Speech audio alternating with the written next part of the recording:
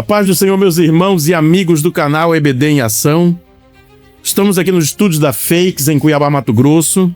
Eu sou o presbítero Natanael e estamos aqui para o comentário de mais uma lição da classe dos jovens, desta feita já chegando no meio do nosso trimestre, edição de número 6, que será comentada dia 8 de fevereiro de 2026. Cujo tema, o Espírito Santo que regenera e santifica. E para tratar desse tema tão importante, eu tenho comigo o presbítero Enoque Neto. A paz do Senhor, meus irmãos, mais uma vez aqui estamos comentando essa lição de número 6, falando sobre o Espírito Santo que regenera e santifica, e estou muito feliz por estar com os irmãos. Espero que Deus em Cristo vos abençoe. Diácono João Paulo. Meus irmãos, a paz do Senhor, alegria e uma satisfação estar aqui mais uma vez. Diácono Vinícius Gabriel. Meus irmãos, é um prazer, uma alegria poder estar com vocês mais uma vez.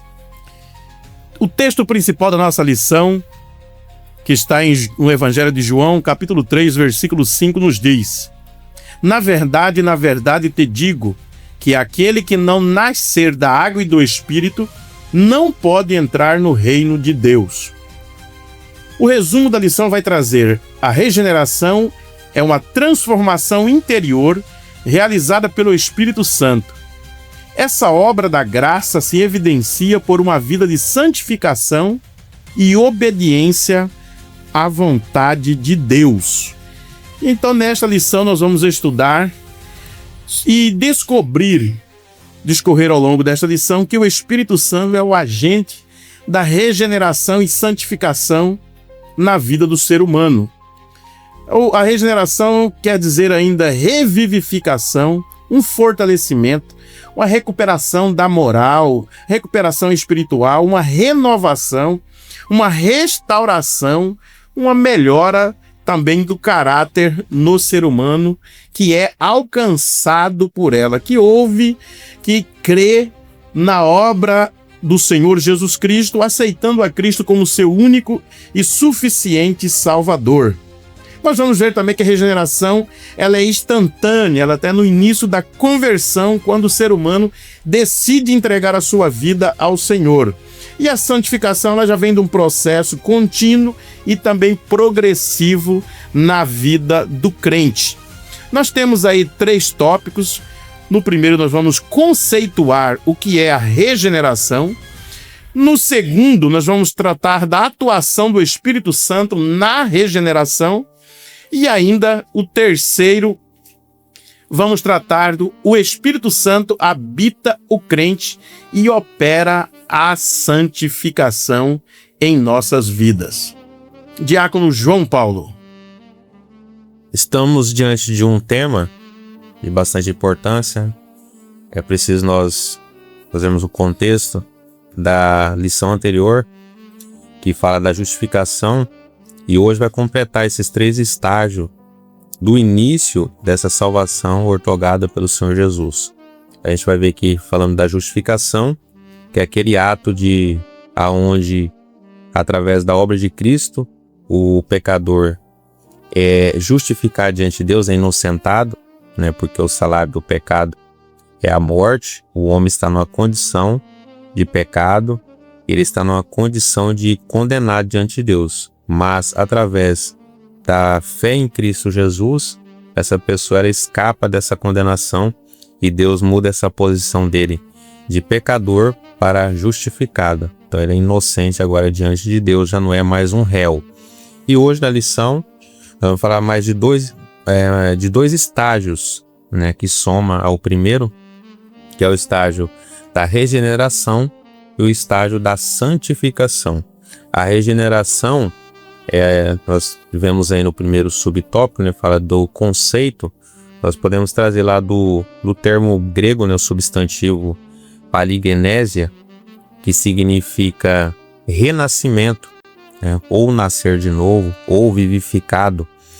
Esse termo retrata esse processo, né, de a pessoa estar morto, mas agora, através da obra do Espírito Santo, o trabalhar do Espírito, ele regenera a vida do pecador.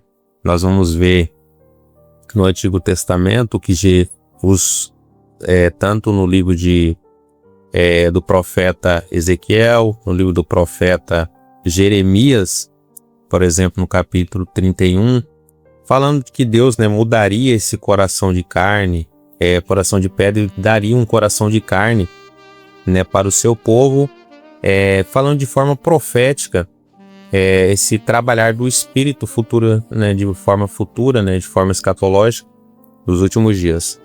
E a gente vai ver no Novo Testamento de forma muito bem específica, e o autor é bem feliz em escolher esse tema, né, do Evangelho escrito por João, no capítulo 3, onde narra esse diálogo entre Jesus e Nicodemos, né? Nicodemos era um judeu, um fariseu, né, um homem que conhecia as leis do seu povo e também as tradições. Era um homem que pertencia à alta sociedade, tinha um grande gabarito. Era um mestre, né? Tanto que Jesus vai dizer, você é um mestre. Mestre. Mas não conhece essas coisas. E Jesus vai falar sobre a regeneração para Nicodemos. O que é essa regeneração? Jesus fala para Nicodemos. Nicodemos, ele vai em busca de Jesus, ele vai à noite, né? Interessante que ele vai à noite. Para não se mostrar também para os outros, né? E ele chega até Jesus e Jesus fala para ele, Nicodemos, necessário vos é nascer de novo, né? Se aquele que não nascer da água e do Espírito, aquele que não nascer do alto, não pode ver o reino de Deus. Ou seja, não pode ter acesso ao reino de Deus, não pode conhecer o reino de Deus. O João, rapidão, João, só pra... Eu vejo que o João foi muito feliz aí na sua fala, quando ele disse que é necessário nascer de novo, né? Só pra ajudar nesse tópico também, colaborar com a fala dele, mostrando esse conceito nesse primeiro tópico aqui, né? Sabemos que, como ele disse, o pecado entrou no mundo desde Gênesis, de Adão ali, no homem, e tinha esse estado, né, essa condição original que incluía essa santidade, incluía essa justiça e essa harmonia, né, com Deus. E o homem era perfeito. E com isso, o pecado ele entrou. Adão teve a queda ali, né? Teve a queda, o pecado entrou. E nós vemos que precisava o homem nascer de novo. E esse nascer de novo aqui é a regeneração, né? É a tradução, nova vida. Então nós vemos que... Por que a pessoa tem que nascer de novo? Porque quando o nascimento ocorre, já falando na forma humana também, quando o nascimento ocorre, vemos que por Adão o pecado entrou no mundo. E todos que nasceram têm essas consequências do pecado. A natureza inclinada para o pecado. A natureza inclinada para a carne. O bebê nasce todo inocente ali, mas já com essa natureza caída. Quando ele cresce, o que ele é? É inclinado para a carne. Então era necessário nascer de novo na forma espiritual, né? Na forma espiritual, porque quando a gente vê que precisa nascer de novo, é porque houve um nascimento corrompido. Então era necessário nascer de novo ali, mostrando essa nova natureza em Deus, né? Porque o problema do homem se deu no primeiro nascimento. Então a proposta para consertar esse primeiro nascimento é um novo. Então essa é mais um pouco desse conceito. O João pode continuar. Não, realmente você pontuou algo muito... algo importante, né, com relação à regeneração, né? Porque o homem que nasce do alto ou nasce do espírito, passa pela regeneração, ele tem o privilégio de nascer duas vezes, né? Um é pelo nascimento natural, que é aquele que a pessoa sai do ventre, né? E o outro é o nascimento sobrenatural, né? Que esse é operado pelo Espírito Santo, como nós vemos. Vai ter um subtópico falando especificamente sobre isso. Mas a regeneração é um título introdutório, né? Nós precisamos entender muito bem isso. Essa regeneração, para passar por no Vinícius, o Natanael também complementar, essa regeneração é esse processo. É um processo sobrenatural, porque o homem estando, ele foi justificado por Deus, mas ao mesmo instante, quando essa pessoa realmente ele crê em Cristo, ele é justificado, e agora ele passa por esse processo sobrenatural, onde ele é o homem por si próprio não consegue nascer de novo. E a gente vai ver que, você vê, dentro de um processo de nascimento natural, precisa duas pessoas, né? Um homem, uma mulher. E partes, né? e depois isso. E aí depois um médico ainda, né? Antigamente parteira que puxava a criança. Então a pessoa depende de outros, né? Para poder ter esse nascimento natural. E agora esse processo de nascimento do alto, nascer do espírito, essa regeneração é um processo operado pelo Espírito Santo de Deus. Só para complementar para os irmãos esse primeiro ponto, é que o Stanley Horton ele vai definir isso muito bem, né? Dizendo que existem os 4 pilares da salvação, né? Que é a redenção, a justificação, a regeneração e a santificação. Nós temos que entender que são coisas distintas umas das outras, né? Como nós já explicamos. E que esse processo se dá em alguns aspectos instantaneamente, como o Nathanael pontuou, né? A justificação é instantânea, é algo invisível, nós não conseguimos ver, notar, né? Isso. A santificação posicional, né? Que é que nós vamos ver mais à frente, também é algo instantâneo que acontece, mas só que no mundo espiritual ninguém consegue ver, né? É obra exclusivamente do próprio Deus, mas a regeneração não. A regeneração é algo que acontece instantaneamente, mas só que ela produz alguns efeitos, né? Ela acontece no interior do homem, mas só que quando o Espírito Santo faz com que isso aconteça de fato na vida da pessoa, ela começa a produzir, é claro que mais à frente vamos aprender sobre isso e se aprofundar mais, ela começa a produzir frutos visíveis, né? De que a regeneração de fato aconteceu na vida daquela pessoa, daquele crente. O João Paulo falou sobre o termo palagenesia e tem um outro termo que define muito bem a questão da palavra novo nascimento, mesmo que aparece em João 3,3, né? Que a pessoa ela tem que nascer de novo.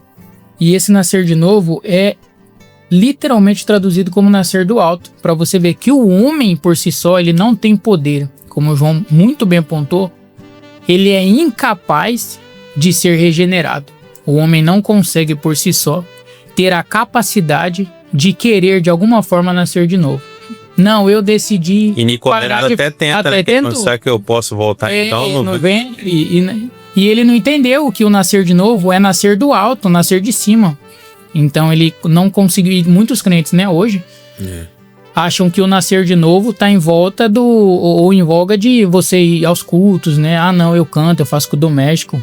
Eu nasci de novo porque eu faço esse tipo de coisa. E não, isso daí não é demonstração de que você nasceu de novo, né? Você tem que produzir os frutos que nós vamos aprender, que o apóstolo Paulo escrevendo aos Gálatas fala, né? Os frutos do Espírito e etc. Então, para finalizar esse ponto também, eu queria corroborar com uma visão também do próprio autor. Ele diz que nós temos que entender que regeneração é diferente de conversão, né? Às vezes a pessoa se converte ao Senhor Jesus Cristo porque a conversão é uma resposta positiva ao chamado divino, né? Você ouviu a palavra, o Espírito Santo foi lá, libertou o seu arbítrio, lhe deu capacidade de ter a oportunidade e a possibilidade de escolher se vir a Cristo ou não. Isso é conversão, né? E a regeneração não. A regeneração é a resposta do próprio Espírito Santo com relação à pessoa que o aceitou, a Jesus. Então essa pessoa, ela querendo ou não, ela tem que dar de alguma forma a liberdade para o Espírito Santo de Deus começar a trabalhar na vida dessa pessoa, porque é mais sábio do que o próprio Nicodemos, um homem que era mestre, um homem erudito, um homem que conhecia os costumes, as leis, não era regenerado porque conhecia tudo aquilo, né? Quem dirá nós, né? Então, esse é um ponto muito importante, o autor ele pontua a respeito disso também. E Jesus vai mostrar para ele, né? Que é o que traz esse exemplo aqui na explicação bíblica no subtópico 2, que Jesus vai mostrar para Nicodemos o que era o verdadeiro nascimento, né? Que ele, contando, como diz aqui o autor da lição, né?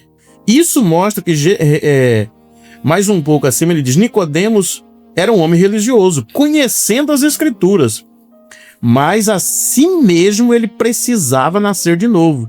Isso mostra que regeneração não é uma questão de tradição, esforço humano ou religião.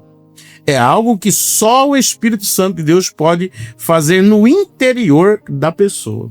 Então ele mesmo sendo mestre em Israel, Como Jesus mesmo diz, mas você é mestre em Israel e não sabe essas coisas. E ele não entendeu, mas como que eu vou voltar ao ventre da minha mãe e nascer de novo? Mas Jesus já ali que estava explicando para ele que não é isso aí. E mesmo as pessoas com todo o conhecimento que ele tinha de ser um mestre ali na questão das tradições da lei, ele não estava entendendo o que era nascer de novo, nascer da água e do Espírito. O autor da lição, ele fala que o nascer de novo é como se você fizesse como se você... Ele até cita na lição esse exemplo, né? Você tem um computador travado, você leva para alguém que faz as artimanhas lá no computador, né? Para fazer com que ele zere totalmente. Ele volta ao zero. Você tem que baixar todos os aplicativos. É um computador novo, né? O programa dele tá novo, tudo dentro dele tá novo. Então aí você tem que baixar os programas novamente, é todo aquele trabalho. E o nascer de novo envolve isso, né? Não tem como uma pessoa dizer que nasceu de novo e continuar com as mesmas práticas. Esse ponto, já na explicação bíblica, né, que você já trouxe aqui, esse ponto, o autor foi muito preciso na sua abordagem aqui sobre Nicodemos. Porque Nicodemos, os irmãos aqui já falaram que ele era príncipe dos judeus, né, era mestre em Israel, ele era muito inteligente, o cara era conhecedor da palavra, mas ele até vai ao encontro de Jesus à noite, né? E quando ele tem esse encontro ali com Jesus, ele talvez na cabeça dele, ele fala, não, talvez Jesus vai falar de teologia aqui comigo, talvez vai falar sobre política, porque ele era um fariseu, né? Ele entendia muitas coisas da política também. E Jesus quebra esse paradigma, né? Jesus traz outra coisa para ele, uma nova vida. Falar, é necessário nascer de novo. E isso já traz uma aplicação pessoal para nossa vida, né? Porque muitas vezes os irmãos querem algo ali político, querem debater sobre a Bíblia ali, somente entender mais a Bíblia, mas não quer entender de forma como fala para meditar nela e realmente mudar a sua vida, né? Já traz essa aplicação. E Jesus traz isso, ele fala que ele não traz aquilo que Nicodemos estava esperando, né? Que ele sabia de boas obras, que ele achava que era ele queria algo para aperfeiçoar ali sua religião. O autor traz isso, né? Talvez Nicodemos queria esse algo para aperfeiçoar a religião dele ali, mas Jesus traz para ele a nova vida do Espírito, algo sobrenatural, né? Traz o renascimento interior. E aqui em João 3, na conversa, diz que se alguém não nascer de novo, não pode ver o reino de Deus. Então, você vê que Nicodemos, ele não sabia disso. Ele entendia a lei, mas não entendia o sobrenatural do que estava escrito na lei. Então, Jesus está dizendo para ele que é preciso que Deus dê uma nova vida por dentro, né? Que venha do céu, do alto, como João disse. Porque o interior do homem, ele está morto, né? Espiritualmente. Até o de Nicodemos estava, senão ele não ia fazer essa pergunta, como que pode alguém nascer de novo, né? Se ele tivesse vivo espiritualmente com Deus, ele não ia fazer essa pergunta, ele seria iluminado pelo Espírito Santo e não precisava fazer uma pergunta dessa. Mas a gente vê que ele estava morto espiritualmente ali. Então o morto ali é a ausência de vida com Deus, porque é o pecado que nos separa de Deus. Só que quando Jesus mostra para ele esse nascer de novo, e a gente entende hoje em dia que esse nascer de novo é algo sobrenatural, é a unidade com Deus novamente, é a nova origem com Deus, né? É uma nova vida com Deus, um ser edificado, mudado. Então, aí dentro dessa palavra que você está expondo, acho que o autor foi bem feliz aí quando ele começa esse subtópico, que ele frisa a expressão de Jesus, né? É necessário nascer de novo. Então fala de uma necessidade, então é algo que não é uma opção, né, de escolha, porque hoje em dia tem muitas igrejas aí que tem nome de igreja, tem púlpito de igreja, tem hinos, né, encantas em vários locais que parece ser uma igreja, mas é uma reunião de pessoas, uma associação de pessoas, aonde as pessoas se sentem bem acolhidas, houve um louvor, mas essas pessoas não têm um novo nascimento, não nasceu do alto, não nasceu do Espírito Santo. Então Jesus ele traz e pontua isso muito bem, né? Que é uma das doutrinas essenciais do Evangelho de Cristo, A pessoa pode vir do jeito que estiver, né, com as suas mazelas, em pecados e tal. Só que essa pessoa ela precisa passar por esse processo de regeneração, de transformação, né? Precisa, né, passar por esse processo sobrenatural que só é eficaz isso se o Espírito Santo trabalhar. Porque como bem até o Vinícius falou sobre essa questão, que quando a pessoa passa por esse processo, ninguém vê. E nessa passagem Jesus foi até falar do vento, que é uma metáfora para falar do Espírito. Porque o vento você não vê ele, mas você vê seus impactos. Assim também o Espírito Santo, quando ele entra na vida do pecador, realmente a gente vai ver o impacto sendo expressado através das ações da pessoa. A vida da pessoa realmente é mudada. Comportamento, atitude, ações é mudada. Porque tem esse impacto do novo nascimento na vida da pessoa. Então é bom frisar muito bem isso, a questão da necessidade. É necessário nascer de novo. Porque infelizmente tem muitas pessoas que estão 20, 30 anos, faz parte de um aglomerado de pessoas, né? Reúne num templo que se diz igreja, mas a pessoa não nasceu do alto, não nasceu do Espírito. Então, como o autor fala aqui, né? E o Vinícius citou sobre a questão do reinício, né? Ele cita o exemplo do computador, que é algo que todo mundo conhece, né, que é zerado nessa mudança. E aí ele já entra no tópico 3, no subtópico 3, o fruto do Espírito como a evidência dessa regeneração, onde vai falar o que você está acabando de dizer, que não tem como estar lá se não teve e continuar nos mesmos atos que a pessoa vivia aqui fora, está vivendo lá dentro, então não houve regeneração, não houve mudança.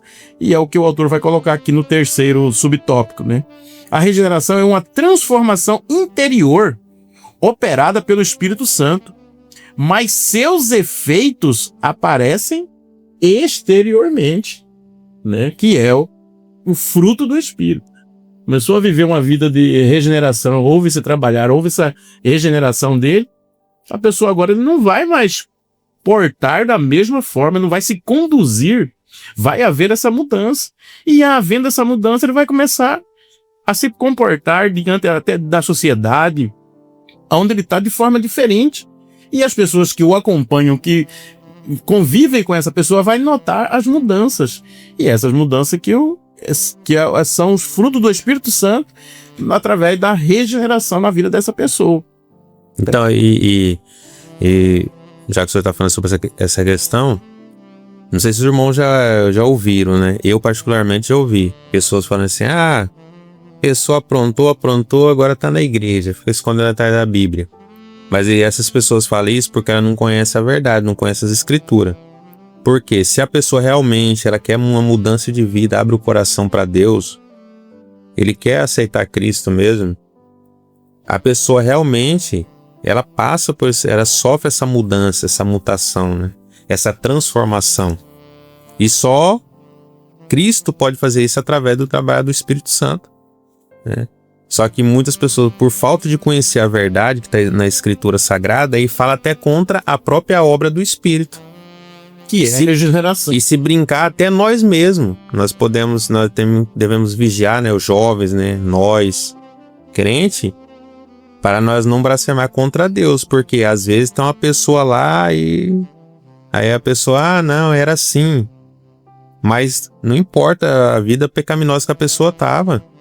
O Espírito Santo, quando ele entra, ele faz morada na vida e ele muda a vida da pessoa de forma radical, né, e de forma instantânea, a ponto de nós olhar, meu Deus, que pessoa era essa? Mas aí nós também tomar muito cuidado, né? Porque não importa a maneira que a pessoa estava, circunstância ou pecado, pecava de forma terrível, né? Às vezes estava num vício ou vivia na prostituição. Mas aí às vezes nós ficamos duvidando, mas será que essa pessoa mudou? Aí será que... Só uma semana. Às vezes nós ficamos invalidando, né? Isso. Então a gente tem que tomar muito cuidado. Perigoso, né? Para a gente não... Às vezes a pessoa realmente está com o coração aberto, Deus está mudando a vida dessa pessoa e a gente tá lá sentado na cadeira, olhando e criticando. Na caixinha, né, João? Isso. Aí nós acaba medindo a mutação, como você falou, a metamorfose É, da pessoa de acordo com aquilo que nós entendemos, né? Ah, não, comigo aconteceu assim. Então, com essa pessoa, não, é só uma semana que ela tá assim, depois ela... Você vai ver, vai cair de novo. então, e Assim, você vê que tem muitas pessoas, ó, você vê a lógica humana, a mentalidade humana. Os irmãos param pra refletir, né? Tem pessoas que pensam que a pessoa, você vai pra igreja ou você é um cristão, realmente, aquela pessoa que não aprontou muito. Então ele pode ir pra igreja. Agora, se você aprontou muito e quer ir pra igreja, aí você não tem jeito. Esse ponto aí, o João trazendo essa aplicação, ele mostrou esse modelo, né, desses crentes que acreditam nisso. E Paulo, ele fala, o autor também traz isso aqui em Gálatas 5, do 22 ao 23, né? A gente observa que ele fala fruto, né, e não frutos. Isso quer dizer que é uma única vida nova que se manifesta de várias formas. E ele traz essas formas: amor, alegria, paz, longanimidade, bondade. E quando ele traz tudo isso, mostra que esses frutos já é de uma pessoa regenerada, né? E quando ele trouxe essa aplicação, eu também lembrei de uma pessoa, né? Uhum. O nome dele era João também, engraçado, hein? Meu Deus. Ele vivia de uma forma assim que ele falava pra gente que ele não conseguia perdoar. Tá dentro do tópico isso aqui. Ele não conseguia perdoar, ele vivia dessa forma assim. E era muito bravo. E quando ele foi pra igreja, numa outra igreja que eu tava, ele vai lembrar disso aí. Ele teve esse encontro, né? Jesus alcançou a vida dele ali. E quando ele começou a caminhar nos caminhos ali, certo? Ele chegou na pessoa, liberou o perdão pra pessoa que ele mais temia ali. Ele não conseguia liberar aquele perdão, ele conseguiu. Ele era bravo, ficou calmo.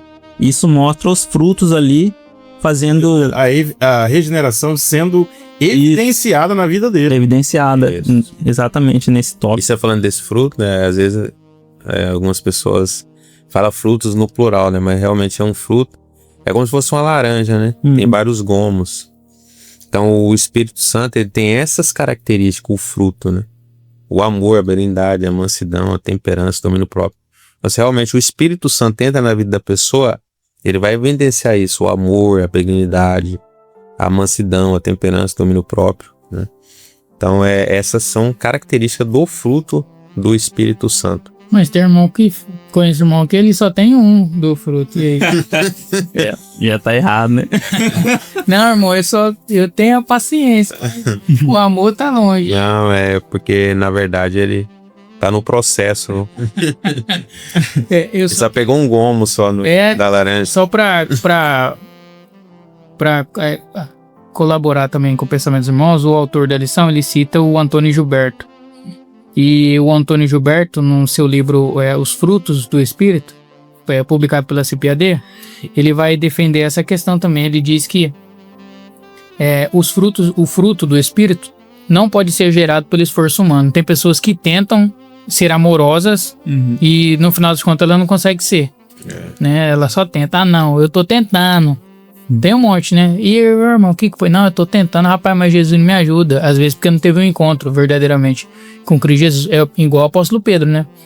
O apóstolo Pedro, quase no final da sua carreira com Cristo, né? Antes de Jesus morrer, depois que ele nega Jesus, que ali ele vai ser transformado verdadeiramente. Isso. Porque ele carrega a espada, corta a orelha do soldado, ele é louco, né? Quer bater nos outros. Porque era uma pessoa que não tinha sido regenerada e estava andando com o mestre da regeneração. Mas só que Deus nunca, ele não ultrapassa o limite que ele definiu para o ser humano. O ser humano tem a liberdade. Aí ele andava com Deus, ouvia Jesus, né? Era um dos seus discípulos e não tinha dado essa liberdade, né? Para o Espírito Santo trabalhar na sua vida. E no finalzinho ali da sua carreira, antes de Cristo morrer, ele acaba sendo confrontado pela aquela mulherzinha, né? Que fala que a menina, né? Que traz ele para perto da fogueira. E fala, não, rapaz, você fala igual a ele. Você anda igual a ele. A sua roupa é igual a dele. Não sou não. Aí nega Jesus. Depois ele vai chorar amargamente, né? Um choro de uma pessoa que se arrependeu de fato. E dali em diante, o apóstolo Pedro, você nunca mais vê nenhuma passagem dizendo que ele batia nos outros, era brabo. Pelo contrário, ele queria apanhar, né?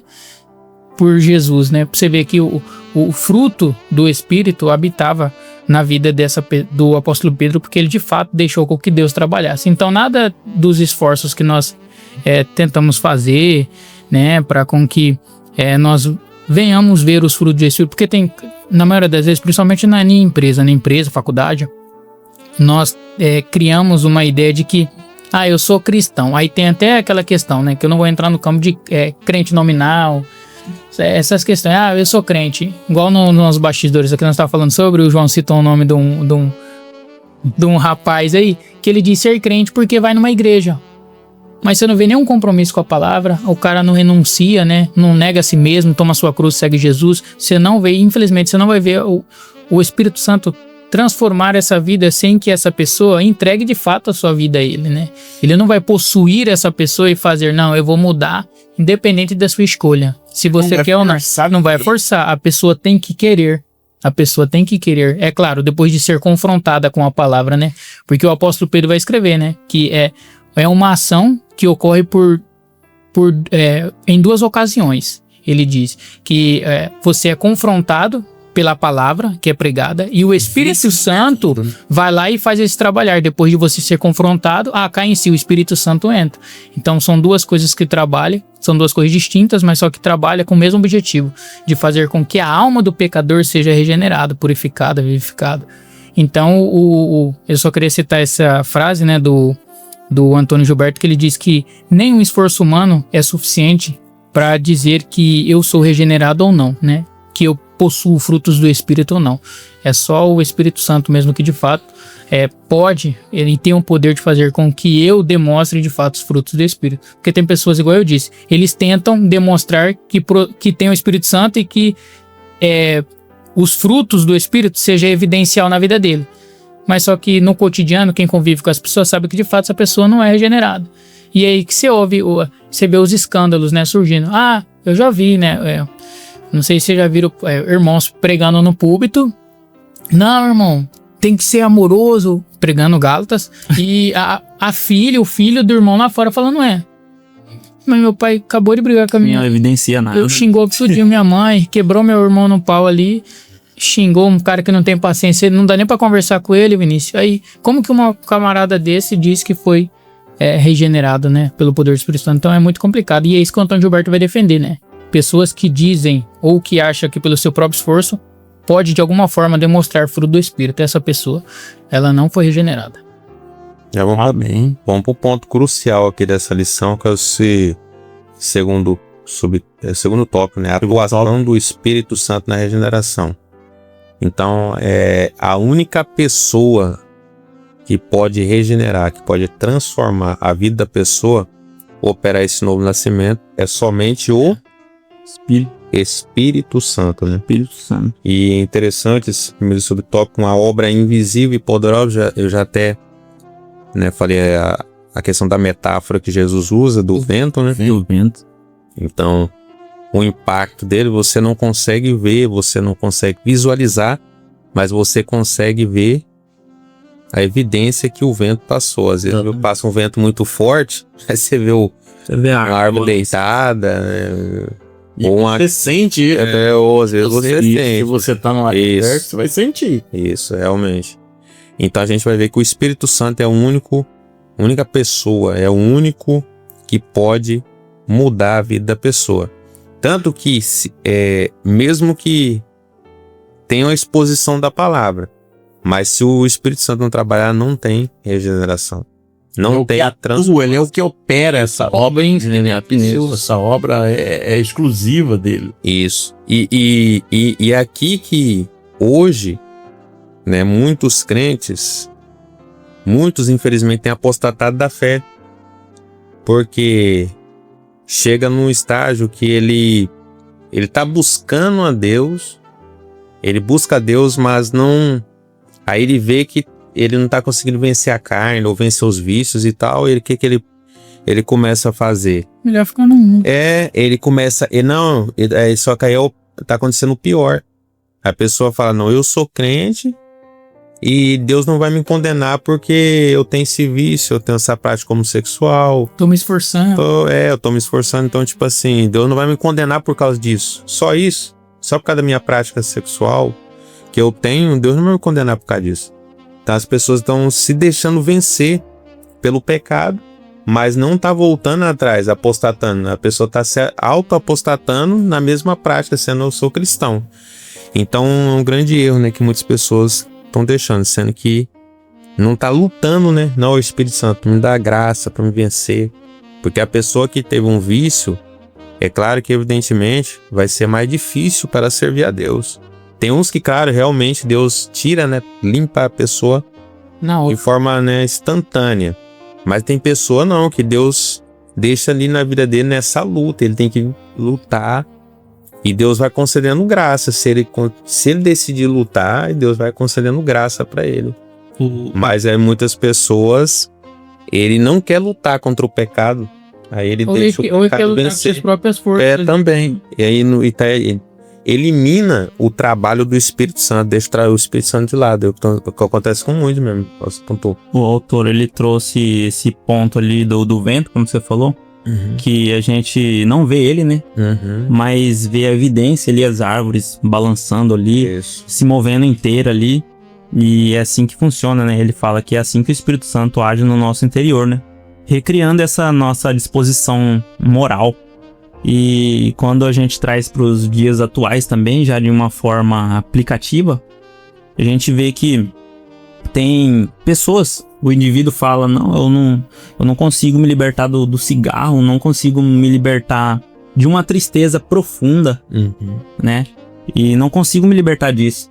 Ele vai até em ajudas profissionais, mas o único que consegue realmente, claro que não diminuindo as ajudas profissionais, né? Mas o único que consegue realmente entrar na nossa mente é o Espírito Santo.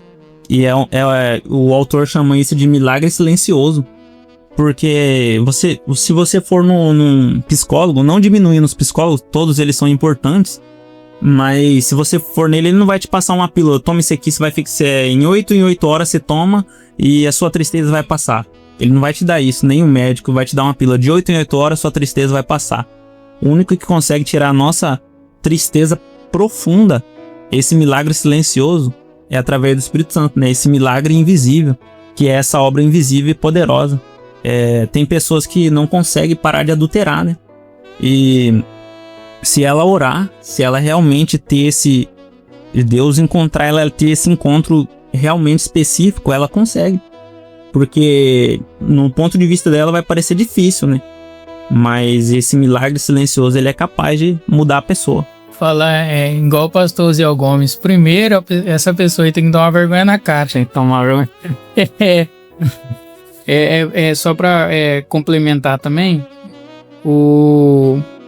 sobre essa questão, né, de ser visível e invisível, a obra do Espírito Santo.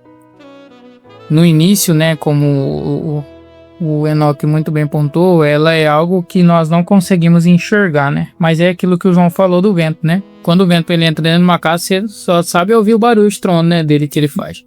E depois você vê quando tá chovendo e tá muito forte, principalmente nós que o João conhece como que é lá em Várzea Grande, as casas é meio só Deus, né? Aí o vento vem, quando é chuva com vento assim, o povo tem que ficar tudo debaixo do lugar lá.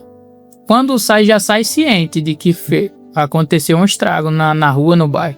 E esse é o poder, né, do Espírito Santo. As pessoas não conseguem enxergar, né? Mas como, rapaz, o irmão aceitou Jesus, será que ele vai durar, né? Aí vem um vento de madrugada, a gente sabe, né? O irmão tá buscando o Senhor, pedindo para com que Deus o ajude, de fato, ele quer se libertar, né? Como todos nós temos testemunho de libertação, né?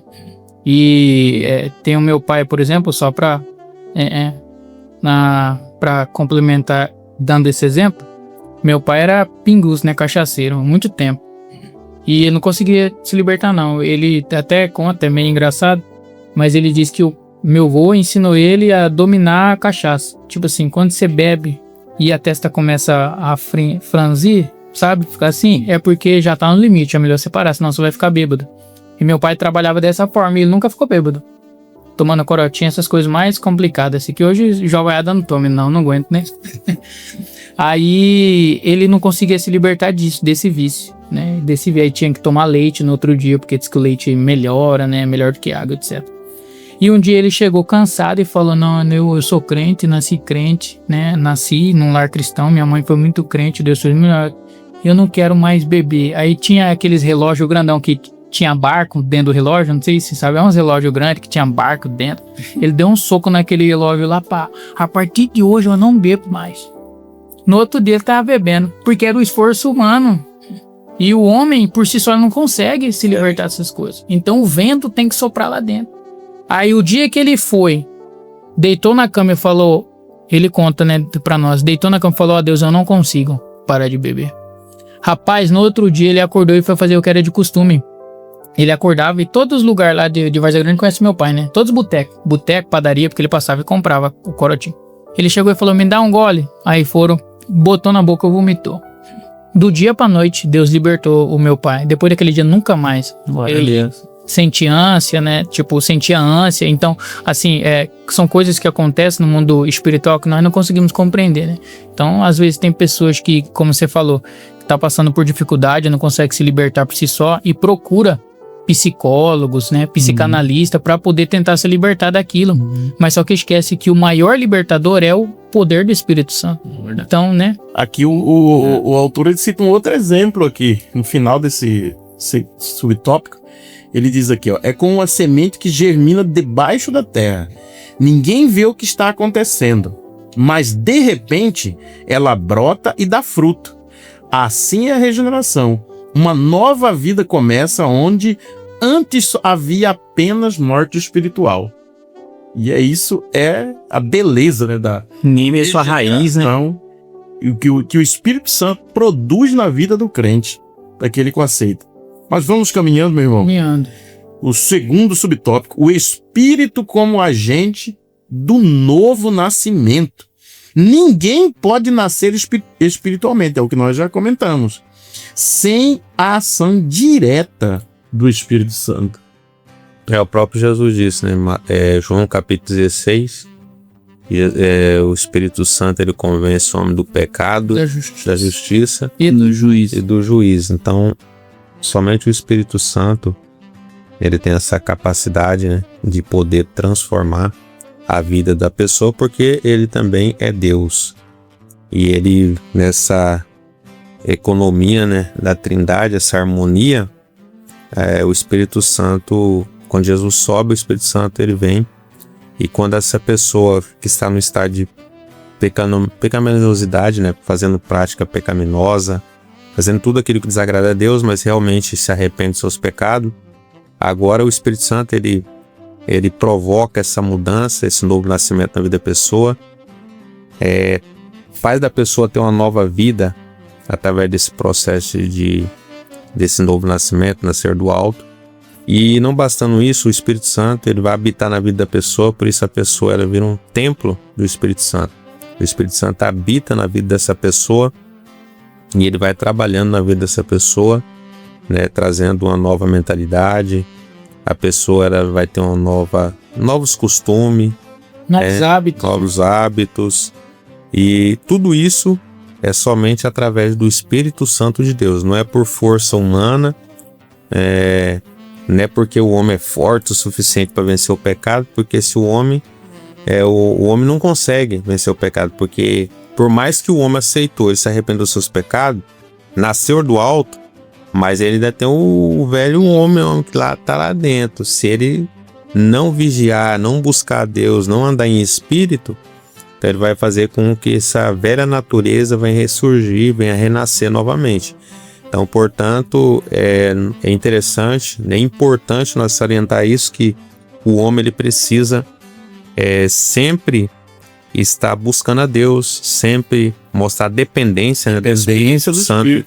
Porque é interessante, né? Porque o Tito, capítulo 3, versículo 5, ele frisa muito bem isso. Ele fala, não é por meio pelas obras que nós devemos ser justificados, né, diante de Deus, obra de justiça que nós temos feito, mas pela lavagem da regeneração e da renovação do Espírito. Então precisou da lavagem da regeneração, que é esse processo de novo nascimento, e da renovação do Espírito Santo. Por isso que o apóstolo Paulo, é interessante a fala dele, lá em 1 Coríntios capítulo 2, versículo 14, ele diz que o homem carnal não consegue entender as coisas do espírito. Então, por isso que o homem espiritual, ele discerne bem tudo, ele tem uma compreensão, né, do todo. O homem carnal, ele não entende as coisas espirituais, ele não entende como funciona o reino de Deus. Mas, quando o homem passa por esse processo de novo nascimento, realmente ele nasceu de novo, nasceu do alto, nasceu do espírito. Agora ele tem uma nova cosmovisão de mundo, né? Ele vê o reino de Deus, e o reino de Deus é de ponta cabeça. Por isso que fala, né? Por isso que fala, bem-aventurados que choram. O homem natural não vai entender isso. O homem carnal, né? Jesus fala. Aí Jesus fala, não, bem-aventurados que são perseguidos. O homem natural, a quem me perseguir, eu vou meter a porrada, eu vou meter bala. Vou revidar. Vou revidar. E Jesus já não. Quem tá dentro do reino tem que seguir as diretrizes do rei, que é Cristo, né? Então Jesus, ele vai, né? Por isso que é o reino de ponta cabeça. Agora, o funcionamento da vida dessa pessoa que foi alcançado por Deus, que passou por esse processo de novo nascimento, que nasceu realmente, né? Muda os hábitos, né? Muda a forma de enxergar a vida, de enxergar as pessoas, né? Muda totalmente, porque a pessoa tem uma nova visão, até isso. Que a pessoa era cega espiritualmente, mas agora, através do trabalho do Espírito Santo, a pessoa tem outra visão, ela consegue enxergar o todo da situação, né? É que ele não só inicia, né, essa nova vida no crente, mas ele continua ajudando ali para formar no crente o caráter de Cristo, né?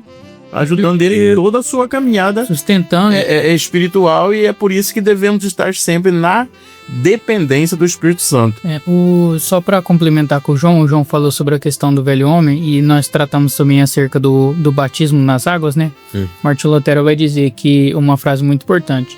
Ele diz: pensei que o meu velho homem tinha morrido nas águas batismais, mas eu descobri, que ele sabia nadar. Então agora eu tenho que matá-los todos os dias. Então isso é uma realidade, porque o apóstolo Paulo também fala sobre isso, né?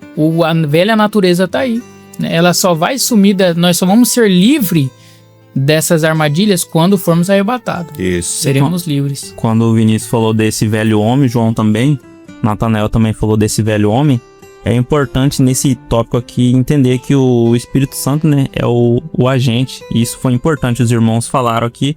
Eles foram felizes em sua fala, porque quando fala do velho homem ali, ele está com um coração de pedra ali, né? E esse coração de pedra é uma insensibilidade espiritual, ele não consegue responder a Deus. E Ezequiel fala disso, né? Ezequiel 36, no versículo 26 ao 27, né? Onde Deus promete ali um novo coração, ele fala, dar-vos-ei coração novo. Então a gente já vê que o agente vai entrar ali. E quando a gente entra, o Espírito Santo, ele entra, ele remove esse coração de pedra e dá um coração de carne. E esse coração de carne ali, ele é capaz de responder a Deus. É isso que até no Antigo Testamento está falando sobre esse agente, né? Realmente, é o Espírito Santo, né? O único agente, já indo já para esse terceiro subtópico, né? A obra exclusiva da graça. Eu já até li esse versículo, né? Mas a primeira parte aqui, a parte é muito interessante, que ele diz: não é pelas obras de justiça que houvéssemos feito, mas segundo sua misericórdia nos salvou pela lavagem da regeneração e da renovação do Espírito. Tito capítulo 3, versículo 5. Por isso que ele fala a obra exclusiva da graça, né? Então não foi por nós fizemos uma obra de justiça, o Espírito Santo vai lá e faz a lavagem. Não.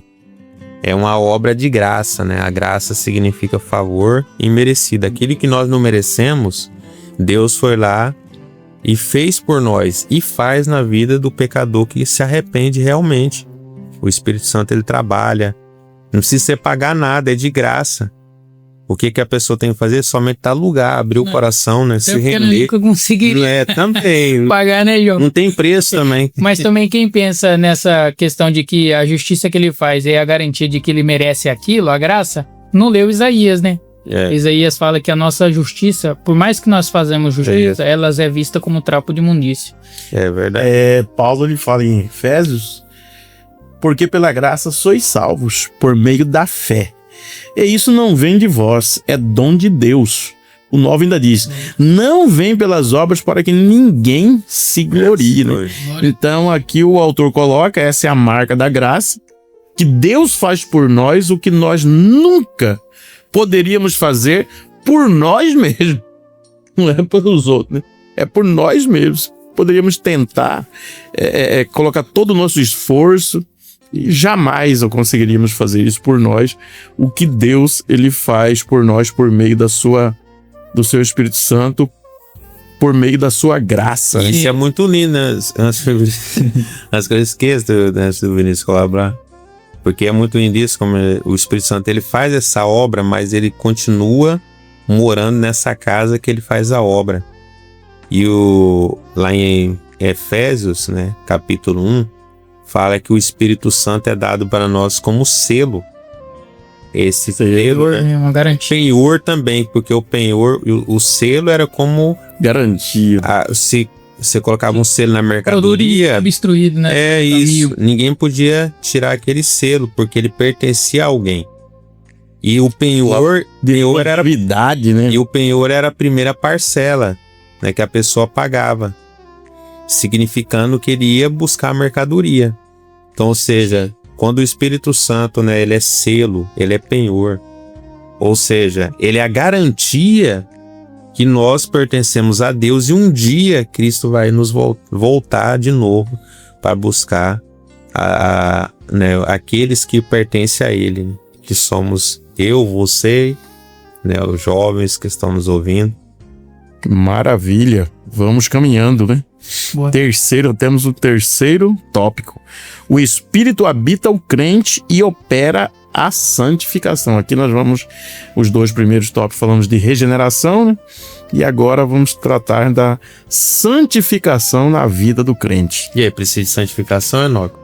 Então, com certeza nós precisamos estar sempre em santificação, né? Porque é uma forma progressiva. Mas aqui nesse tópico, né? Essa habitação do Espírito, quando Paulo ele é feliz quando ele diz que o Espírito de Deus habita em vós. Quando ele diz isso lá em Romanos, né? Ele está declarando que o Espírito Santo, ele não fica visitando a gente. Uma hora eu vou visitar você, uma hora eu vou... Tá falando que tá fazendo morada ali naquela pessoa regenerada, né? E quando ele faz essa morada, essa habitação que ele nos traz, quando o Espírito Santo fica habitando aqui em nós, traz esse consolo, né? Vocês lembram dos discípulos lá em João?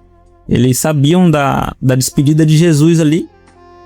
Jesus tinha falado, eu preciso morrer, preciso padecer, sofrer, mas eu vou enviar outro, e esse outro é um consolador da mesma essência, né? E quando ele fala outro consolador, é porque ele era o primeiro consolador. Era ele que guiava, era ele que habitava ali com os discípulos. Ele ficou 3 anos e meio ali ajudando os discípulos, né? Junto.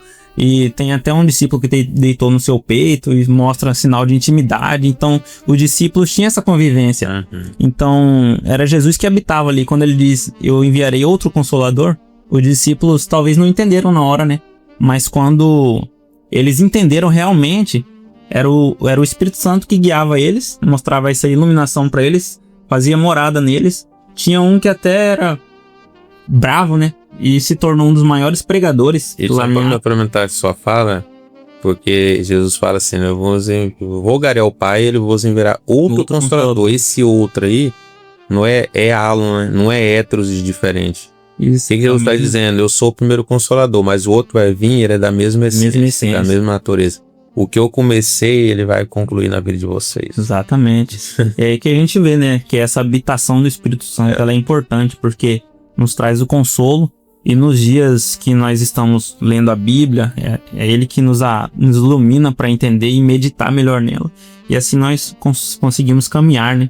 O autor, só para complementar com sua fala, o autor da lição, ele contou algo muito importante. Ele diz que a presença do Espírito Santo na vida do crente, ela não é estática, ele não chega e fica ali paralisado, vou esperar um momento aqui para eu começar, não.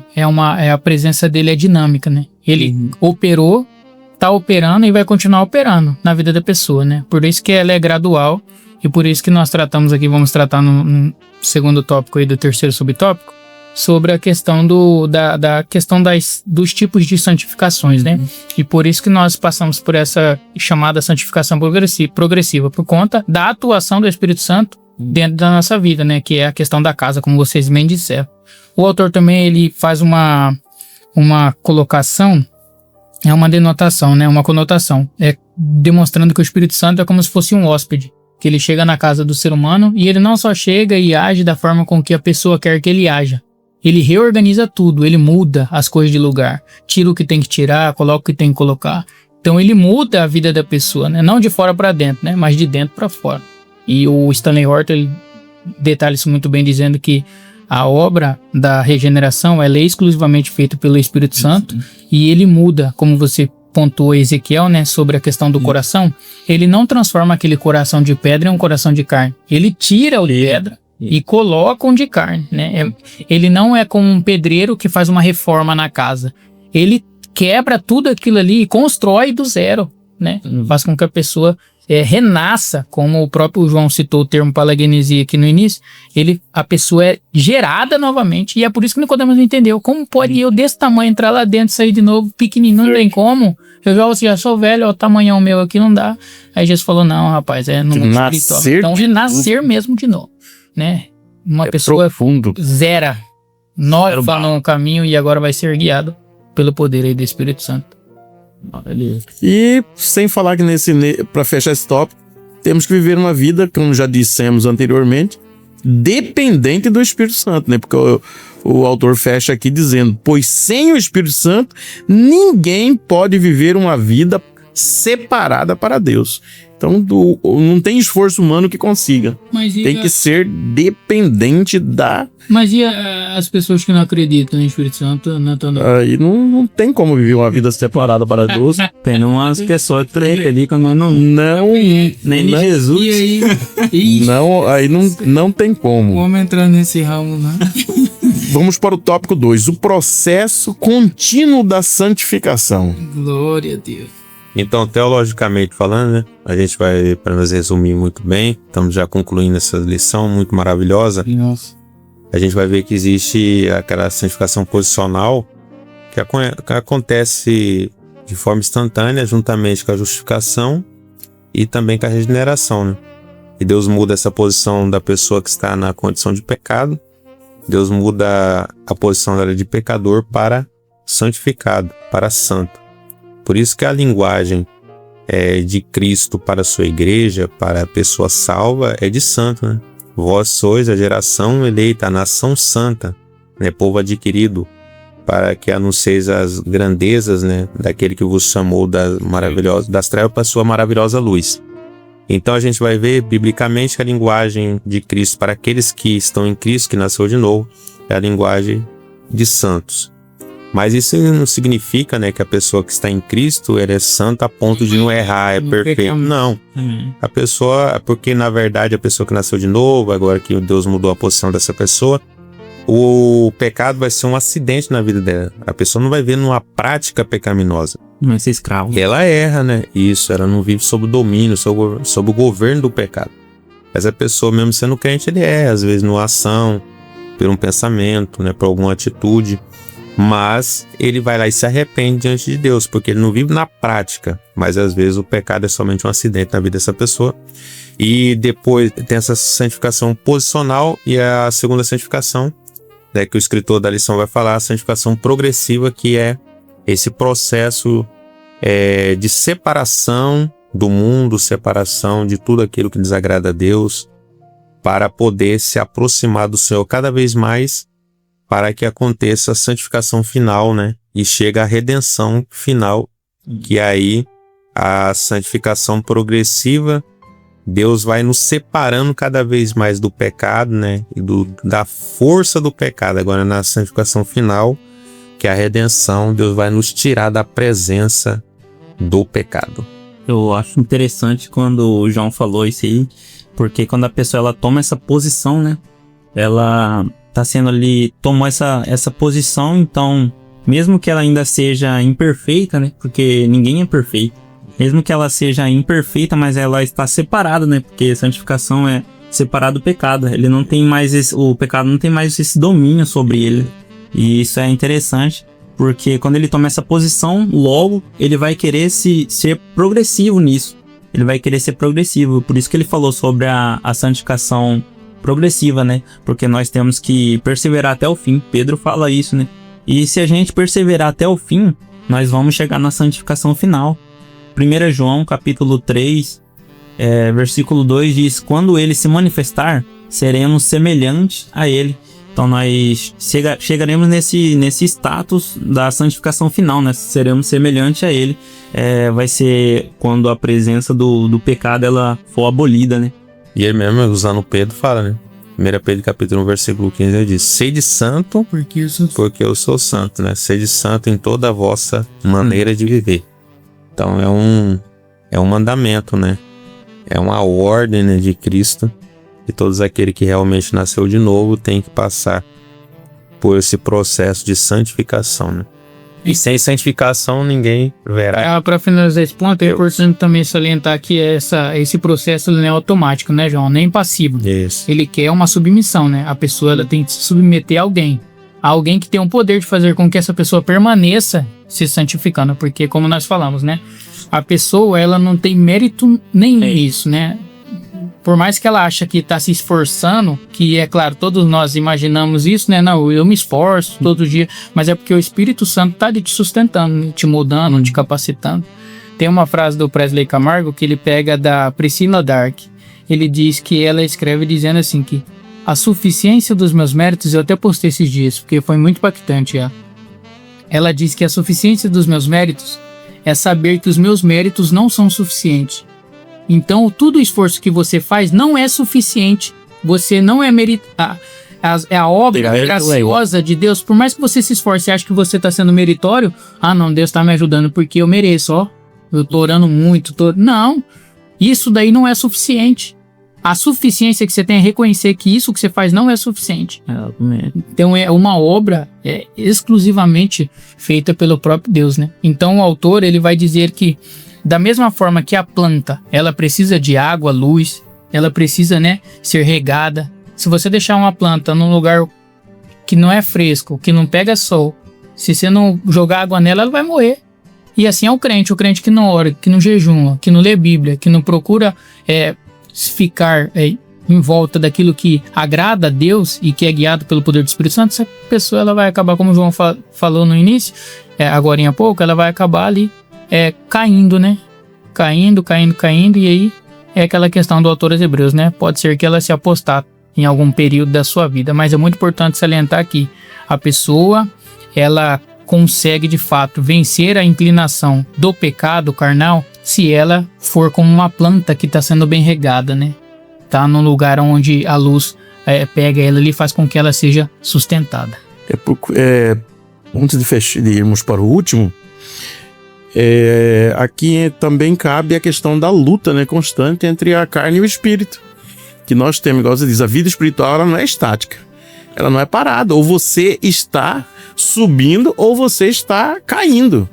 A vida espiritual ela não é estática. Ela não cheguei nesse nível, aqui é o nível premium e tal, e acabou, beleza, vou parar. Não preciso mais lutar. Não. A luta é diária, é constante. E quem que vai vencer? Vai vencer aquele a quem você alimentar mais. Se nós alimentarmos o nosso espírito, ele vai predominar, ele vai ter mais força, ele vai estar mais fortificado, mais forte nesse embate. E se nós não alimentarmos o espírito, nós vamos estar alimentando a carne. E a carne vai nos dominar, vai dominar o espírito e ela vai prevalecer. Então, devemos, nesse processo de santificação, estarmos fazendo a vontade de Deus e alimentando o nosso espírito, para que ele sempre venha prevalecer nessa disputa entre a carne e o espírito, e fazendo sempre a vontade de Deus. Terceiro e último, a santificação como evidência da obra da salvação. Glória a Deus. A santificação, né, como já falamos aqui, né, desse processo final dela, esses desdobramentos da santificação que acontece na vida do salvo. Mas quando realmente a pessoa vive uma vida santa, ela vai evidenciar isso, né, nas suas ações, nas suas atitudes, na sua forma de viver. Né? Às vezes a pessoa antes de ser crente tinha um costume, né, de ir em alguns lugares, de algumas práticas, mas depois que realmente essa pessoa ela aceita Cristo, aí vai evidenciar muito bem claro, de forma efetiva, o que Paulo ele evidencia isso, né, em 2 Coríntios capítulo 5, versículo 17, né? Aqueles que estão em Cristo, nova criatura é, e eis que tudo se fez novo. Então fala de uma vida nova, né? Por causa que as pessoas que vão olhar para a vida dessa pessoa que realmente vive uma santificação, vai ver a diferença. Não, realmente, essa pessoa mudou, rapaz. Pro baile. Isso. Às vezes, muitas dessas pessoas é tão lindo, né, o trabalho de Deus, porque às vezes nem tinha respeito, as pessoas não tinham respeito, tratar com alguém de escanteio, mas realmente quando vê que a pessoa realmente mudou, a pessoa hoje, né, vive uma vida próspera, né, Deus abençoou. E eu mesmo conheço um irmão que ele chegou de morar na rua, né, jogado na rua, mas através de um trabalho de Deus hoje ele tem casa, ele tem um trabalho para ele mesmo, né, tem um negócio próprio. Deus abençoou ele, né, tem carro, tem as coisas, tem uma família e tá na presença de Deus. Mas quem faz isso na vida da pessoa é o Espírito Santo. E a pessoa também viver, né? Se submeter à vontade de Deus e viver uma vida de santificação, né? Antigamente as pessoas olhavam ele e via como um lixo, um lixo, algo descartável jogado na rua. Mas hoje as pessoas olham para ele e vê uma pessoa de respeito. Não, realmente, essa pessoa foi mudada. E vê pega um exemplo. É bonito porque a obra é interna, né? Mas os resultados são externos, são visíveis, né? A mudança que esse trabalhar do Espírito Santo de Deus produz na vida do homem, do pecador, quando ele se arrepende. Então, às vezes, era um dos mais miseráveis que diante da sociedade, e agora você vê aquela pessoa mudada, transformada pelo poder do Espírito Santo, pelo trabalhar do Espírito Santo de Deus, que é algo que só ele pode fazer na vida do homem que dá lugar, que responde positivamente à graça, esse chamado. Esse tópico aí, resumindo ele 10 segundos aqui, João tá bravo já. Esse tópico aqui, ele é importantíssimo, porque a gente vê que o homem, quando ele tá no pecado, realmente é um modo de existir ali. Porque ele tá existindo ali pro pecado. É um modo de habitação também. Que onde ele tá, ele prefere ficar ali naquela habitação dele, naquela casa ali do pecado, porque é algo que parece ser bom para os olhos, né? E quando a evidência, quando Cristo alcança, o Espírito Santo faz a obra, ele também tem um modo de existir e também tem um modo de habitar.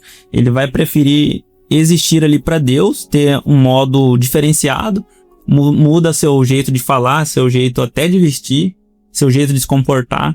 E quando fala do habitat também natural dele, ele prefere estar na igreja, prefere, mesmo em casa, ele prefere fazer uma oração ali na casa dele. E ele prefere viver essa vida de santificação, porque ele lembra de que tudo que Paulo falou, né? Eu prefiro viver, prefiro me gastar. Paulo diz isso, né? Em 2 Coríntios diz: eu vou me gastar e me deixarei gastar pelas coisas de Deus. Então ele sente esse prazer, né? Então já vê essa evidência, né? Esse processo na vida dele contínuo. Só para finalizar, você falar nessa questão de ser pecador e etc. Todos nós somos pecadores, né? Seremos libertos dessa armadilha, né, de Satanás, que é o pecado.